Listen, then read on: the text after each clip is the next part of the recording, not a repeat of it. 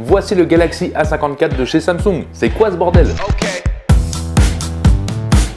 Ouais, j'avoue, je suis choqué par ce smartphone. Oui, si tu me connais pas, moi c'est Fred et je fais pas mal de tests sur les smartphones. Je sais pas si vous vous en êtes rendu compte, mais il y a le A34, le Samsung Galaxy S23, etc. ont la même tronche, la même esthétique, c'est les mêmes smartphones.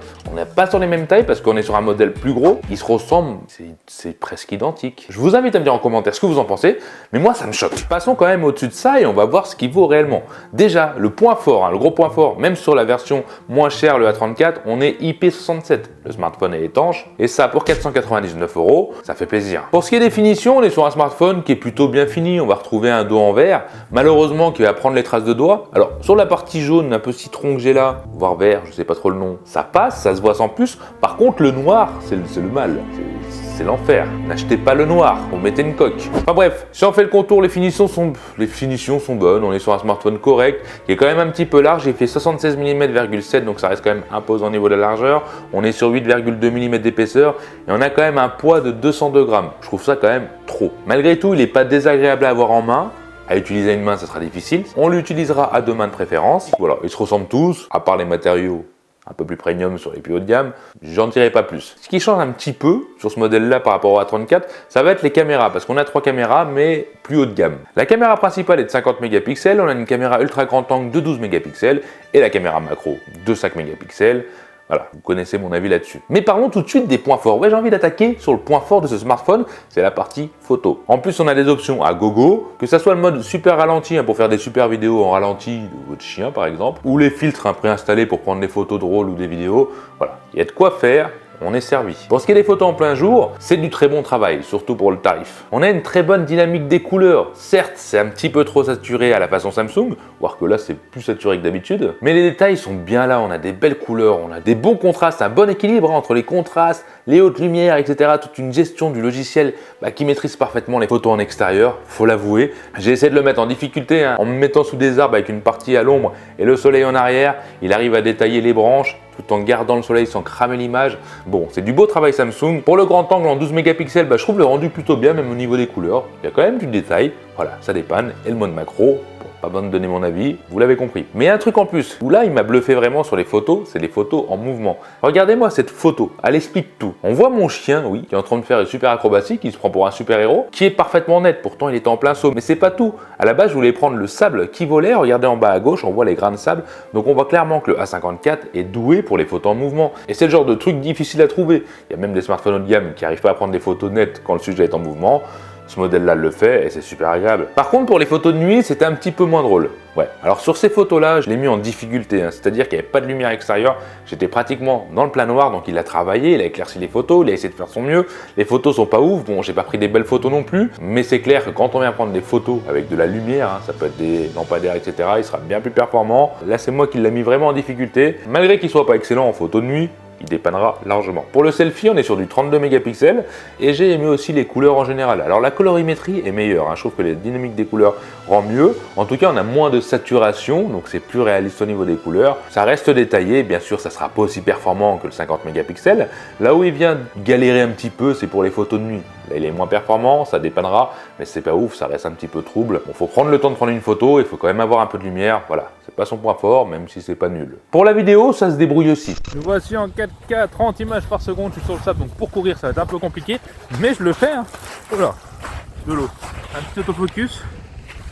Voilà, et on va voir ce que ça vaut face à la caméra directement. Le soleil est là-bas. Ça a l'air pas mal, franchement ça a l'air pas mal. Voici en 4K, 30 images par seconde, je suis dans la jungle. Ouais, une jungle, pas vraiment une jungle, mais bon. Pour voir ce que ça vaut avec les rayons du soleil, contre-jour. Ouais, en tout cas sur l'écran c'est beau. Faut l'avouer. Alors oui, le mode 4K est correct, ça filme très bien, des bonnes couleurs, etc. La stabilisation, bon, n'est pas ouf en 4K. Si on veut une bonne stabilisation, il faudra filmer en 1080p. Et je vous invite à aller voir ma vidéo du A34 qui, elle, montre la vidéo en Full HD avec l'ultra stabilisation qui rend très bien. Pour la partie selfie, c'est pareil, le rendu est plutôt bien. Bon, les hautes lumières sont un peu moins bien gérées. La stabilisation n'est pas ouf non plus, toujours pareil, mais c'est suffisant. Mais pour filmer en plein jour comme ça et avoir une bonne image, il faut aussi avoir un bel écran et une bonne luminosité. Parce que oui, je me voyais sur l'écran, car on a un écran Super AMOLED de chez Samsung, l'Infinity, en FHD+, qui monte jusqu'à 1000 nits au pic. C'est-à-dire qu'en plein soleil, j'avais une visibilité, je pouvais me filmer et voir ce que je filmais. En plus de ça, l'écran monte jusqu'à 120 Hz, c'est adaptatif, c'est-à-dire qu'il va se réguler automatiquement selon les besoins du smartphone et faire des économies de la batterie par la même occasion. Après, gros défaut pour moi, c'est les bords. On est sur des bords d'environ 2 mm pour 500 balles. On a vraiment l'impression d'avoir un smartphone à 200 balles entre les mains. Là, je trouve ça abusé Samsung, vous auriez pu faire un effort, c'est pas dingue du tout. L'écran propose une empreinte digitale sous l'écran qui fonctionne bien, bon, qui est pas rapide, hein, mais qui fonctionne bien. Il faudra plus d'une seconde pour déverrouiller. Pour ce qui est de la reconnaissance faciale, pareil, elle fonctionne aussi bien, même en basse lumière, ça fonctionne. Après, c'est pas extrêmement rapide, mais c'est suffisant. Mais attention, il y a quand même des défauts, on va y venir, même si c'est pas très grave, on est sur un smartphone qui est quand même plutôt fluide dans la globalité. C'est-à-dire qu'à l'utilisation de tous les jours, applications, TikTok, etc., ça sera fluide. Des latences, il pourra y en avoir de temps en temps, mais c'est vraiment très rare quand il est occupé à faire autre chose. Il a quand même 8 Go de RAM, 128 Go de stockage qui sont extensibles via une micro carte SD, donc on est tranquille. Il tourne sur Android 13 avec la version de chez Samsung, la One UI 5.1, que j'aime beaucoup. Oui, Samsung avec toutes ses options, il y a de la personnalisation à gogo, il y a une tonne de thèmes, bon, il y a l'écran scindé, il y a plein d'options de chez Samsung qui sont très bien, même dans le traitement photo, hein, la gomme magique, etc. Et bon, il y a plein de petits trucs. Samsung est fort pour ça, voilà. One UI 5.1 améliore tout ça, surtout que ça rend le smartphone très fluide. Et il va être difficile de trouver des défauts si vous l'utilisez pour les réseaux sociaux, etc. Là où il vient un petit peu, je vais pas dire galérer, mais où il a du mal par rapport au tarif, c'est par rapport aux jeux 3D. Alors vous inquiétez pas, les jeux 3D vont fonctionner. Surtout les jeux 3D pas forcément extrêmement gourmands, ça ira très bien, on aura des graphiques corrects. Par contre les jeux 3D gourmands, avec des gros graphiques, là il ne pourra pas les afficher, il aura des graphiques moyens. Les images par seconde seront réduites pour que le jeu soit fluide. Mais là où on va trouver un problème, c'est si on joue à un jeu 3D gourmand pendant longtemps, le smartphone aura du mal à garder une température convenable et va monter en température. Faut lui demander beaucoup d'efforts, voilà, il n'est pas optimisé pour les jeux. Ça vient aussi du processeur, hein, c'est le processeur Samsung, le Exynos 1380, qui est pas mauvais pour la multifonction, comme je vous ai dit, applications, etc. Mais pour les jeux, voilà, c'est pas optimisé pour ça, ça fonctionnera, mais ça pourra chauffer pour les jeux gourmands sans forcément afficher des graphiques de ouf. Surtout que le score en tutu n'est pas dingue non plus pour le tarif, on est à 489 000 pour moi à peu près.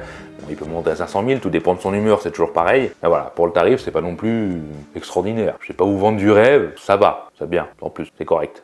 Heureusement, il dispose d'une batterie de 5000 mAh, ce qui va quand même aider pour l'autonomie via la chauffe du processeur. Oui, parce qu'au niveau de l'autonomie, pareil, c'est toujours pareil, ça va dépendre de l'utilisation. On pourra réussir à tenir 2 jours en utilisation, voire très modérée. Par contre, c'est vrai que si on fait du jeu, etc., ça tiendra la journée, c'est déjà bien, la journée tiendra complètement. Mais il y a un défaut, encore chez Samsung, et là ça me gave. Vous allez retrouver ça sur tous les Samsung maintenant, c'est comme ça.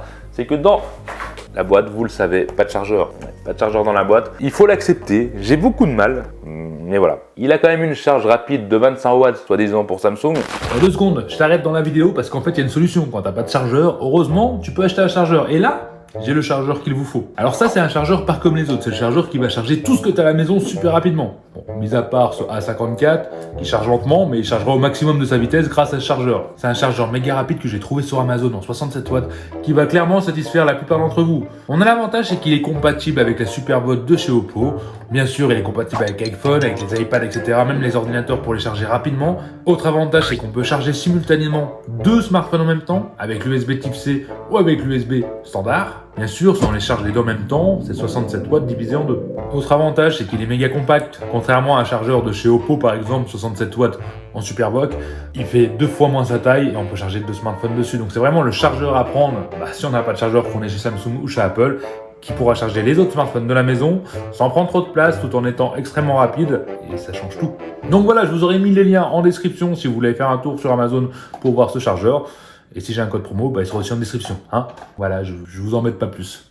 Donc je vous disais une charge 25 watts, oui, rapide, non. Alors si on a le chargeur fourni avec Amazon, compatible, on va le charger entre 1h30, allez 1h40 environ. Entre les deux, c'est pas dingue. Bon, si on n'a pas de chargeur compatible, on va monter plus près des 2 heures. Là, c'est vraiment pas dingue. Et c'est ce qui handicape clairement pour moi ce téléphone, ce smartphone. Vous l'avez compris, ce A54 est bon en photo. Pour le tarif, c'est un bon photophone qui peut convenir à beaucoup de monde. Si on n'est pas trop exigeant, qu'on veut pas les dernières technologies au niveau de la charge, qu'on recherche pas un design élaboré, nouveau, différent, parce que c'est tous les mêmes, donc ça va être un peu difficile. Si on veut juste un bon compagnon qui est fluide un peu de partout, qui prend des belles photos dans les occasions, les anniversaires, etc., bah ce A54 est très bien et fera l'affaire totalement. Le smartphone est correct, mais après, est-ce qu'il faut acheter ce smartphone à 500 balles?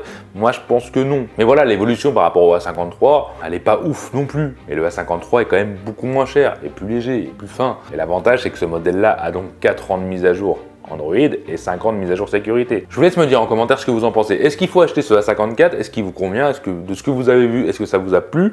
Est-ce que pour vous, il vaut mieux viser le A53 de l'année dernière, qui est presque pas le même, mais qui est pas loin, on va dire? Votre avis est important. Si tu m'as découvert dans cette vidéo et que tu as aimé ce style de vidéo, je t'invite à t'abonner tout de suite pour être averti des autres vidéos. C'est important, il y en a plein qui arrivent. En tout cas, nous, on en a fini pour aujourd'hui. J'espère vraiment que cette vidéo vous a plu et je vous dis au prochain test, les Tuki Montiens. En tout cas, ça m'a fait plaisir de vous présenter ce smartphone. Bye!